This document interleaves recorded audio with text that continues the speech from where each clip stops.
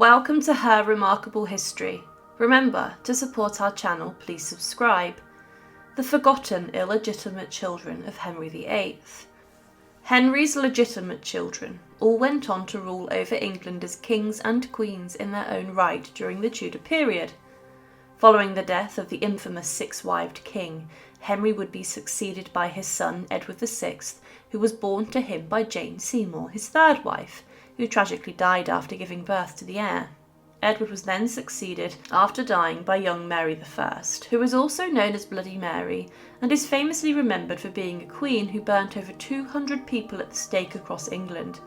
But the final Tudor monarch was Elizabeth I, the youngest daughter of Henry VIII, and she was the monarch that Henry would have dreamed his offspring would be. She saw off the threat from the Spanish Armada, and also dealt with threats from Mary Queen of Scots, and her reign has seen her labelled as one of the best queens England has ever had. But Henry VIII had a number of illegitimate children, but there was only one he would ever recognise, and there was so much rumour and gossip at court regarding the king fathering children from his mistresses. But who are the forgotten illegitimate children of King Henry VIII? Now, Henry, despite having legitimate children, also had to deal with a significant degree of heartbreak to contend with, as he and his wives also suffered a lot of stillbirths and failed pregnancies. However, the king did have many mistresses, and he would look to these women in the closest companions of his wives. Many women actually wished to become the mistress to King Henry VIII, and some were encouraged by their husbands and fathers to try and sleep with the king, as they were given more power, wealth and influence, and this could be important to a family's success at court.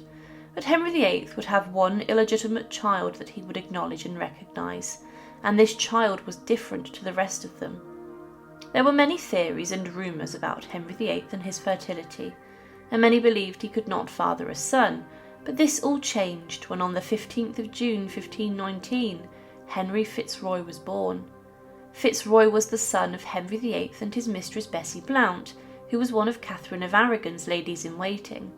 Fitzroy was conceived when Catherine was approaching her final confinement, which resulted in a stillborn daughter, but Bessie Blount was hurriedly taken away from court to avoid scandal. However, when Fitzroy was born, Henry VIII would go crazy in celebrating the birth of this child. He was given the surname Fitzroy, so everyone knew he was the son of the king, and Henry VIII openly acknowledged him, showing that he could produce a son. He would exhibit this child at court, which must have offended Catherine of Aragon, and the boy's upbringing was rather lavish. Although he was illegitimate, he was raised inside of the royal nursery and was often at court. He was given a very good education and was even referred to as my Lord Henry, and he was later elevated heavily. Fitzroy was given his own residence in London, Durham House, and he was created the Earl of Nottingham and would later be made the Duke of Richmond and Somerset. To be a duke was a huge honour, and the illegitimate child of the king rose to the highest rank of peerage. It was a proud moment for Henry, and he then became later the Lord Lieutenant of Ireland in 1529, and at the age of 14 was married to Lady Mary Howard. There were rumours that Fitzroy would have married his own half-sister, the future Mary I, or Bloody Mary, and it's believed that Henry VIII would have done this to legitimise Fitzroy as his heir. However, Fitzroy would become sick, and he died at the young age of 17. But Henry Fitzroy is different, as he was the only acknowledged illegitimate child of Henry VIII. Some other English kings would acknowledge their illegitimate children, but others chose not to.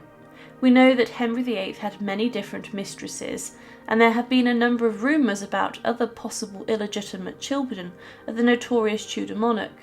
One of these suspected of being fathered by Henry VIII was Thomas Stukeley. He was born around 1520, and it is considered that his mother Jane Pollard may have become a mistress of the king. Now, Thomas would become a mercenary soldier and would fight in France and Ireland, and he would also become a rebel against Queen Elizabeth I during her reign. Another rumoured son of Henry was Richard Edwards, who was born around 1523, it's believed. He was a poet and a playwright, who also became a gentleman of the Chapel Royal, and as mentioned, there were rumours that he was the king's child.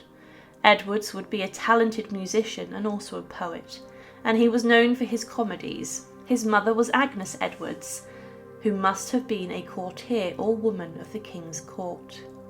But the two children, who would have long been rumoured to be fathered by Henry VIII, are Catherine Carey and Henry Carey, the children of Mary Boleyn.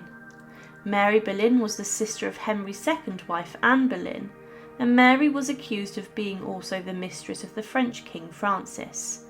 When she returned to England, she came to English court, and she was considered incredibly beautiful, and she caught the king's eye. Mary would go on to sleep with the king a number of times, and it's believed that her daughter Catherine, who was born in 1524, and also a son named Henry, born in 1526, were the king's offspring.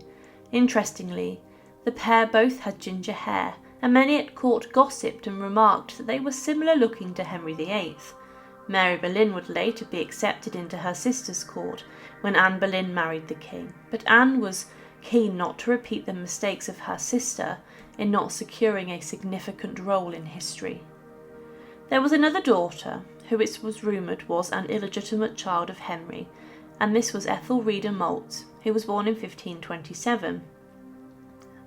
Her mother was Joan Dingley, and it's believed was a member of the lesser nobility, and she was not well connected at court, but she was a laundress. It's believed she slept with the king, but the king would never accept Ethelreda as his own, but he did give his tailor, John Moult, land and property when John recognised Ethelreda as his own daughter, and it's thought that the king did this almost to take her paternity off as his hands, but Ethelreda would later become a close companion of Queen Elizabeth I, and she attended her coronation, but died the month of this also.